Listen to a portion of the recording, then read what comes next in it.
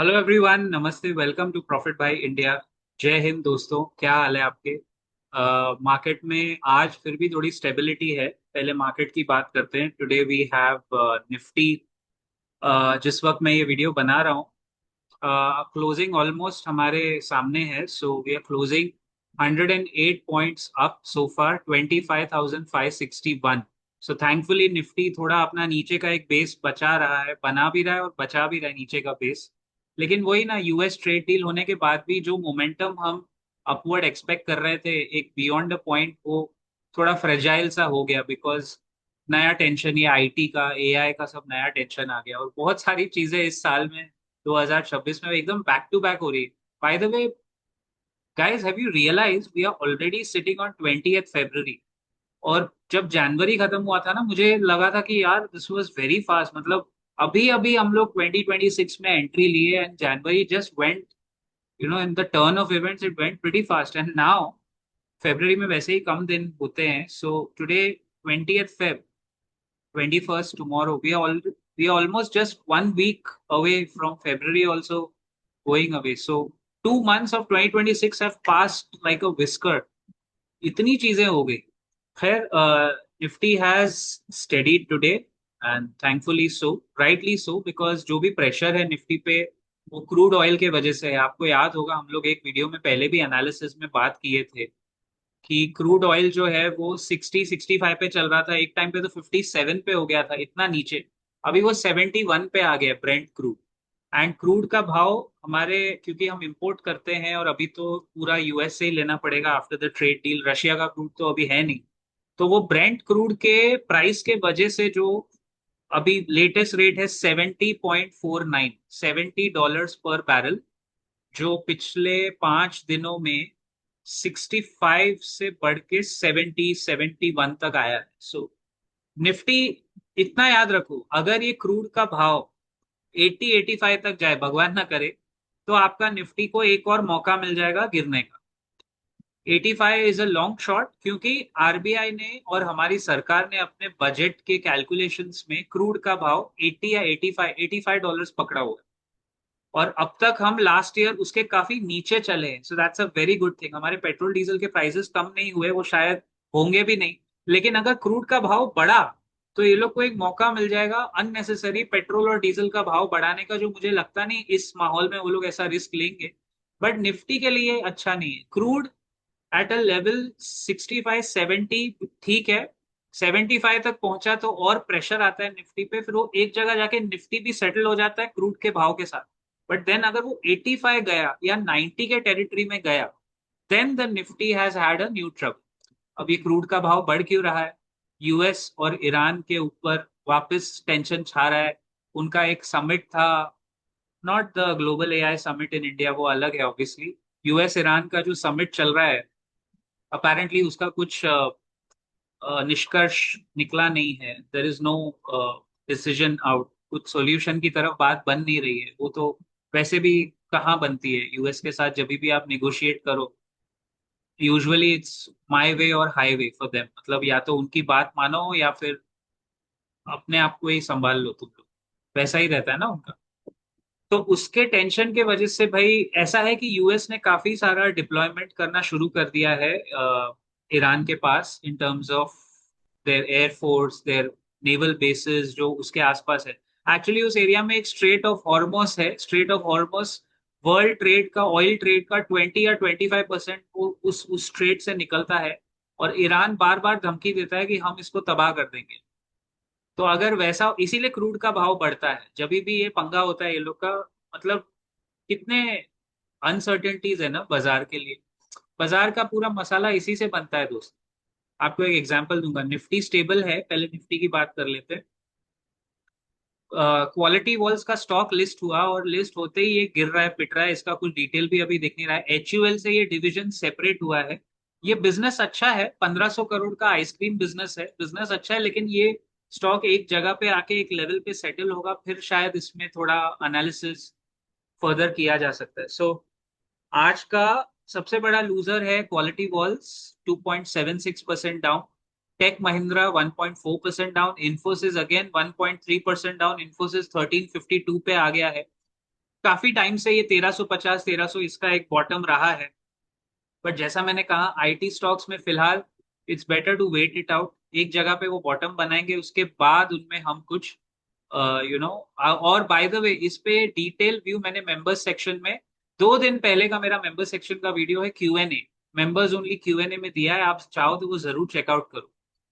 IT के ऊपर further trades कहाँ कहाँ आपको स्पॉट्स दिख रहे हैं, कहाँ आप अपने फाइनेंशियल एडवाइजर से पूछ के ट्रेड ले सकते हैं। एटलीस्ट वो सेक्टर्स हमने ब्रॉडली कवर किए हैं। HCL tech is down 1% and फिर वो जोमेटो विमेटो सब थोड़ा बहुत डाउन है।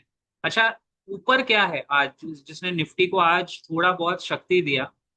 Hindalco, NTPC, LNT. LNT has done pretty well actually. उनको जितने भी ऑर्डर्स मिलते हैं डिफॉल्ट गवर्नमेंट के ऑर्डर उनके पास ही जाते हैं, they have done pretty well. Coal India ऊपर है, so all the old world economy stocks अच्छा कर रहे हैं फिलहाल। ओएनजीसी ऊपर है। ओएनजीसी एक्चुअली इस गिरावट में निफ्टी को बचाने का काम वही कर रहा था। Then Bharat Electronics, Power Grid, ये सब 1.3% ऊपर है। सबसे ज्यादा ऊपर है हिंडाल्को 3.3%, एनटीपीसी 2.7%, एलएनटी 2.35% ऊपर है। So construction, infra and metals के इसमें आज ऊपर है सब। बाकी सब मीडियोकर, मतलब रिलायंस विलायंस इतना कुछ खास मूवमेंट आज मार्केट मूविंग इतना कुछ है नहीं, फिर भी निफ्टी 113 पॉइंट ऊपर बंद हुआ है। एंड आई थिंक 113 पॉइंट को एडजस्टेड क्लोजिंग आ जाएगी, उसमें पता चलेगा। बट गाइस अभी जैसा मैं कह रहा था आपको, ये तो हो गई निफ्टी की बात। सिल्वर पे हमारे मेंबर सेक्शन में आप बिलीव नहीं करोगे, सिल्वर पे भी actually again caught the double bottom. मैं आपको दिखाना चाहूंगा, लेकिन ये कोई बाय या सेल रिकमेंडेशन नहीं है, नहीं है, नहीं है। ना सिल्वर पे। मेरे को गोल्ड पे अक्सर सवाल आते हैं, तो गोल्ड इतना fast moving beyond the point है नहीं, वो ऐसा है कि आप लेके रख दो। बट आई थिंक सिल्वर पे हमारी पकड़ काफी ठीक ठाक बैठ रही है। If you can see my screen right now, I just show you my detailed take. हमने मेंबर सेक्शन में ये कवर किया था 2 दिन पहले। एंड मैं आपको सिर्फ यहाँ ये बता सकता हूँ और बताना चाहूंगा रादर, ये देखिए ये डबल बॉटम वीकली मैंने पकड़ा था, 218 का हमारा लेवल था। और यहाँ पे हमने इसको डबल बॉटम कॉल आउट किया था, और डबल बॉटम एग्जैक्ट, हाँ look at the price, 219.69, 219.44, almost exact. Markets are very accurate. तो वो बॉटम था, क्योंकि सिल्वर जहां से गिरा, कहाँ गए भाई, कहाँ गए? 350 से गिरा है ना एक महीने में, कहाँ गिरा? 350 से इसने ये जो बॉटम हमने पकड़ा, 37% डाउन। और अक्सर लोग सिल्वर में इंटरेस्टेड थे। ये बाय द वे सिल्वर 20 है, आप अपना 20 अपने हिसाब से चूज करना, ये मैं एग्जांपल दिखा रहा हूँ। अक्सर सिल्वर में लोग इंटरेस्टेड थे जब 350 पे था, मतलब 4 लाख पे जो पहुंच गया था 1 किलो। अब वो देखो अभी 37% डाउन है। मैं कोई बाय या सेल रिकमेंडेशन नहीं दे रहा हूँ, मैं आपको सिर्फ ये बता रहा हूँ जहां से हमने इसका बॉटम कॉल आउट किया, वहां से एवरेजिंग स्ट्रैटेजी होती है जो मैंने मेंबर सेक्शन में बताई थी, कि भाई अगर यहां से भी गिरे तो क्या भाव पे एवरेज करना है। तो यहां से आज जो आप देख रहे हो, इट्स 7.6% डाउन, अप सॉरी। मतलब ये बॉटम से 7% इसने एक दिन में, 2 दिन में दे दिया, in the middle of all the uncertainty. इसके पीछे रीजन है ना ऑडियंस, क्योंकि यूएस ईरान के टेंशन चल रहे हैं, सिल्वर और गोल्ड को चाहिए अनसर्टेनिटी। चाइना ने उधर से सिल्वर का सप्लाई मार्केट में खोल दिया, तो सिल्वर 37% नीचे गिरा। लेकिन चाइना बीइंग चाइना, वो लोग ऐसे चुप तो बैठेंगे नहीं। उन्होंने दुनिया भर का सिल्वर रखा हुआ है, तो वो भी चाहेंगे कि वो भाव एक लेवल पे आके फिर बाउंस बैक करे। हमारा वर्किंग टारगेट ऑन सिल्वर था $100, और अभी आप खुद देखो वो कॉमेक्स पे कितना है। लेकिन उसको ऐसे बाय सेल, मैं फिर कह रहा हूँ ओपनली कोई बाइंग सेलिंग एडवाइस नहीं है। लेकिन हाँ मुझे ये पता था कि silver can always grow from this kind of.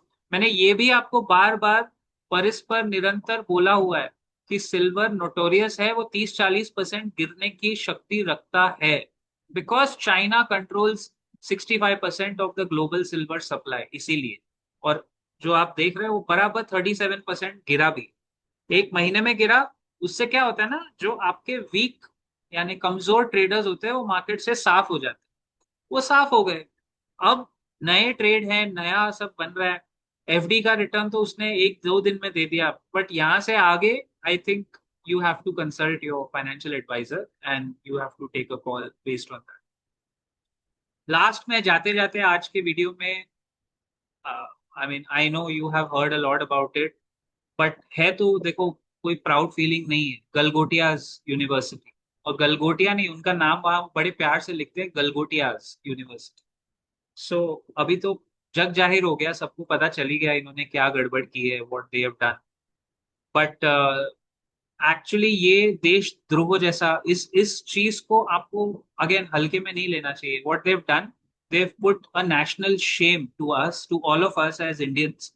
इतना बड़ा ग्लोबल एआई समिट चल रहा है, और इसमें मैं अश्विनी वैष्णव जो मिनिस्टर है उनको भी घसीटूंगा, उनको दोष इसलिए दूंगा, ही हैड ट्वीटेड गलगोटिया का वो रोबोडॉग, कि देखो इंडिया कितना, मतलब ये लोग का कोई फैक्ट चेक नहीं होता है। उसने वो ट्वीट किया, फिर जब मामला कंट्रोवर्सी हुआ और पता चला वो चाइना का है, तो उसने वो ट्वीट डिलीट कर दिया। They don't have any fact checking department, और they just go by hearsay. Galgotia के ऊपर रूलिंग पार्टी का बहुत आशीर्वाद है, वो आप देखते हो, मैं उस पर नहीं जाऊंगा इस वक्त। मुझे इस वक्त जो सबसे ज्यादा चीज खराब लगी, पूरी दुनिया की नजर थी इस एआई समिट पे। देर आर पीपल लाइक सुंदर पिचाई, सैम ऑल्टमैन, वो एंथ्रोपिक वाला, वो सब मोदी जी के साथ खड़े होके, देखा ना आपने, ऐसे कर रहे हैं जैसे कोई महागठबंधन की रैली चल रही है। Visibly most of them are uncomfortable, but ठीक है, अभी आप when in Rome do as the Romans do, वो कहावत है ना। तो अभी आप इंडिया में आए हो, इंडियन पॉलिटिशियंस के साथ हो, तो ये सब ताम झाम तो करना ही पड़ेगा। इंडिया के कंज्यूमर्स चाहिए, बोलते हैं ना, इंडिया का फ्री कंज्यूमर आपको अगर चाहिए तो प्राइस तो पे करना पड़ेगा। Literally they've paid this. मतलब उस फोटो में सैम ऑल्टमैन जो ओपन एआई वाला है, उसकी शक्ल देखना, he is so uncomfortable. And for the lack of a better word, it is actually, उनको आदत नहीं है ना भाई, हमारी तरह उनको हर चीज जो अनाउंस हुई है उसको सेलिब्रेट करने की आदत नहीं है। वो रियल रियल अचीवमेंट्स को सेलिब्रेट करते हैं वहां, उसमें उनकी गलती नहीं है। हमारे यहाँ क्या है, हम लोग अनाउंसमेंट को सेलिब्रेट करते हैं, ऑप्टिक्स पे ज्यादा फोकस करते हैं, मेटल और मास पे फोकस कम होता है। क्योंकि ये एआई समिट में बुरा लगने वाला, एक तो देश का नाम उछला फालतू में, ऊपर से उधर वो पाकिस्तानी इसको मौका मिल गया अननेसेसरी फालतू के, मतलब चीजें बताने का। चाइना को मौका मिल गया, आपका असली दुश्मन जिसको आपको चिढ़ाने का मौका मिल गया। पूरी दुनिया की मीडिया में मैं देखता हूँ इंडिया का इतना अच्छा नाम था, और अभी भी रहेगा। आईटी कंपनीज का हमारा इतना प्रोग्रेस है दुनिया में, एक एक कॉलेज की एक स्टूपिड हरकत की वजह से पूरा, बोलते हैं ना, one bad fish can spoil the entire pond, ये वही वाली बात हो गई। कितने सारे छोटे शहरों के अच्छे स्टार्टअप्स, अच्छे लोग, अच्छे इन्वेंशंस लेके इस एआई समिट में आए थे, आए होंगे, और उनकी आई होप उनको कनेक्टिविटी और फंडिंग जो चाहिए थी, because those guys are looking for funding यार, उनको फंडिंग चाहिए। आप उनको स्टॉल के बाहर खड़ा कर रहे हो ये बोल के क्योंकि प्राइम मिनिस्टर अंदर आए हैं, तो पूरा आपने खाली करवा दिया, पूरा वीआईपी। मतलब ये, अगर आपको पीआर करना है तो पीआर पहले कर लो, बाद में धंधे वालों को बुला लो। This is my point. मैं हमेशा बोलता हूँ ना, पॉलिटिक्स और इकोनॉमिक्स को मिक्स मत करो, पहले अपना पॉलिटिक्स कर लो ना। आई नो आपको करना है पीआर इवेंट, रील्स बनानी है, ये जो रील्स पे रील्स बन रही है ना, बनानी है ना रील्स, तो वो बना लो। वो बेचारा फाउंडर धनंजय यादव, वो उस उसको मालूम है ना, आपको पता होगा उसके साथ क्या हुआ। उसको बाहर खड़ा कर दिया सिक्योरिटी ने, internal event security, event management. उसको बोला बाहर जाओ, उसने बोला मेरा सामान पड़ा हुआ है इधर लाखों का, उसका क्या। बोला वो तो सेफ रहेगा, ये तो सेफली गार्डेड जोन है। जब वो 6 घंटे बाद वापस आया मोदी जी के इवेंट के बाद, उसका सामान चोरी हो गया। I thank the Delhi police and all the authorities. मतलब हम लोग जब यहाँ लोकल भी देखते हैं, I salute and applaud even Mumbai police, Delhi police, all our cities. Delhi police ने आई थिंक 24 घंटे के अंदर उनका सामान भी पकड़वा दिया, और वो सामान उनको वापस लाके दिला दिया। गनीमत है, थैंकफुली उसको मिल गया, नहीं तो ये कितने शर्म की बात है। गाइस, या तो तुम लोग ये ग्लोबल एआई समिट मत करो, या करते हो तो ऐसे गलगोटिया फलगोटिया को बुलाया मत करो। अब आपको देखना ये है, देश में ऐसे कितने गलगोटियाज बने हुए हैं प्राइवेट। बाय द वे, बाकी सब छोड़ो, इतने बड़े समिट में स्टार्टअप्स है, कंपनीज है, ग्लोबल लेवल पे फंडिंग की बातें हैं, इंडिया का पूरा आईटी और टेक का फ्यूचर दाव पे लगा हुआ है। यूनिवर्सिटी के आने की क्या जरूरत है, कि जस्ट बिकॉज उनका एआई में 350 करोड़ का पैसा लगा हुआ है, because they are close to the ruling dispensation, इसके लिए। इसकी पूरी हिस्ट्री है, उसमें मैं नहीं जाऊंगा, आप देख लेना। बट ये यूनिवर्सिटी और करंट सेटअप का बहुत पुराना घनिष्ठ रिश्ता है, इस वजह से। अदरवाइज आई हैवंट सीन मेरे यहाँ की इतनी बड़ी बड़ी यूनिवर्सिटीज है। I don't know, I am not sure whether we saw any IIT over there. IIT अगर होगा तो मुझे कमेंट्स में बताना, मैंने तो कोई स्टॉल नहीं सुना है आईआईटी का। जिस इवेंट में टेक की बातें हो रही है और Indian institute of technology IITs, प्रसिद्ध जो हमारे देश की आईआईटीज है, आईआईटी बॉम्बे तो डेफिनेटली मुझे नहीं लगता वहां हो। वहां गलगोटिया क्या कर रहा है, और उसने किया क्या? गला घोटने वाला ही काम किया, डुबा डाला अपना पूरा। एक गंदी मछली पूरे तालाब को खराब कर दी है। This was $1 trillion event, and this should have been avoided. ना किसी ने मार्केटिंग की इसकी, ना हमें पहले से बताया गया कि ऐसा कुछ हो रहा है। ऊपर से पब्लिक के लिए एंट्री फ्री रख दी, और आपको पीआर करना है, इंडिया का पॉलिटिक्स करना है, वो सब पहले करके धंधे वालों को सी। मुझे बुरा पता है क्या लगता है, इस देश में एंटरप्रेन्योर्स, जॉब क्रिएटर्स, बिजनेसमैन, इनकी रिस्पेक्ट कौन करेगा? जब इनको आप वैसी रिस्पेक्ट करोगे जैसी पॉलिटिशियंस की करते हो, तब जाके इस देश में हम लोग वाकई में कुछ बनेंगे विश्व गुरु। ऑनेस्टली, मैं बिना मजाक के बहुत सीरियसली ये बात कह रहा हूँ। रिस्पेक्ट योर आर्म्ड फोर्सेस, जो बेचारे रोज आपकी सुरक्षा करते हैं बिना कुछ जताए। Respect entrepreneurs, businessman, not just the Nifty 50 listed, वो तो हम देखते ही हैं, वो हमारा काम है। लेकिन छोटे छोटे गली मोहल्ले के लोकल फैक्ट्रीज, टेक्सटाइल्स, जो बेचारा किसी ने डिपार्टमेंट ध्यान ही नहीं दिया। आपको मैंने दिखाया ना, हमारा एसएमई का मंत्री कौन है, मंत्री और संतरी में कोई फर्क ही नहीं रह गया लिटरली। इस current setup, there is no difference between मंत्री एंड संतरी। क्या नाम है उसका, वो बिहार वाला है, वो Jitan Ram Manjhi. He is the guy for small and medium enterprises यार। मतलब ठीक है, आप, हम लोग उनकी बात क्यों करेंगे, वो लंबी उम्र लगे, वैसे भी वो लोग अपनी जिंदगी ज्यादातर जी चुके हैं। बट एक स्टार्टअप वाले को आप इज्जत दो यार, वो बंदा। और ये जो धनंजय यादव की मैं बात कर रहा हूँ यार, वो जर्मनी से, उसकी हिस्ट्री देखो, वो जर्मनी से अपना करियर छोड़ के अपने देश में आया। मध्य प्रदेश का लड़का है, बैंगलोर में रह रहा है। क्या पड़ी है उसको ये स्टार्टअप बना के इतना सब तामझाम करने की? उसको आपने ह्यूमिलिएट कर दिया, अपने ही देश में उसका सामान चोरी होता है। Is that good? और ये सब करना है तो प्लानिंग से करो ना, give it to a private event event management company. मैं आपको सच बता रहा हूँ, ये बॉम्बे वर्सेस दिल्ली की बात नहीं है। अगर ये इवेंट हमारे मुंबई में ऑर्गेनाइज होता, दूर दूर तक किसी की मजाल नहीं है कि ऐसा कुछ चोरी हो सकता सामान। I am telling you very honest, ये मैं दावा ठोक के बोल सकता हूँ। I have seen global level events in my city, and even in Bangalore. आप एआई इवेंट है, बैंगलोर में रखो, हैदराबाद में रखो, दिल्ली में रखने का क्या मतलब है यार? Just because heads of state आ रहे हैं, कुछ 20-30 कंट्रीज के प्रेसिडेंट प्राइम मिनिस्टर्स को बुलाया, ब्राजील के, वो फ्रांस का प्रेसिडेंट इधर मुंबई में मरीन ड्राइव पे जॉग करता हुआ देखा गया। फिर उसने राज शमानी को जाके पॉडकास्ट शूट किया, बहुत अच्छी बात है। France has been a long standing partner for India by the way. किसी की भी सरकार हो, इरिस्पेक्टिव, वो ऑल वेदर फ्रेंड है इंडिया का। Russia, France, Israel to an extent, they are our all weather friends. वो देखते नहीं कौन है सरकार में, हम विश्व गुरु बने हैं या नहीं। वो हमेशा कुछ भी होता है इंडिया के साथ, ये लोग thankfully we have such friends that we can count on, तो खड़े हो जाते हैं। तो वो मुझे at a geopolitical level पता है। सो अगर आपको इनको बुलाना ही है तो इवेंट भी ऐसी जगह रखो ना भाई, जहाँ इंतजाम हो अच्छे। वो दिल्ली में रात को इवेंट खत्म होने के बाद 5-5 किलोमीटर सब लोग वॉक करके जा रहे हैं, क्योंकि वो एरिया कॉर्डन ऑफ हुआ है, क्योंकि अगेन प्राइम मिनिस्टर का पूरा कैरावान वहां से जा रहा था, या वीआईपी कैरावान। अरे ये वीआईपी कल्चर कब तक आप चलाओगे, और किसके लिए चला रहे हो? वीआईपी को अलग रखो। अल्टीमेटली कोई भी पॉलिटिशियन तो आके स्टार्टअप नहीं करने वाला है, वो तो गाली ही देंगे उसको। जैसे हमारे पीयूष गोयल जी, हमारे स्टार्टअप्स के लिए उन्होंने क्या बोला था, आपको याद होगा लास्ट ईयर, कि तुम लोग सिर्फ जोमेटो, फूड डिलीवरी, स्विगी और ये सब करते हो, लुक एट चाइना वो क्या कर रहा है। इन्होंने किया क्या है हमारे पॉलिटिशियंस के लिए? सिर्फ टैक्स ही तो लिया है। एनीवे ये मेरा रैंट तो कभी खत्म नहीं होगा। बट दोस्तों, आपके सामने है हकीकत, हम लोग ऐसे ही फालतू में रैंट नहीं कर रहे। Every week there is a new problem happening here, every week. और जहां कुछ नहीं मिलता है वहां एआई समिट।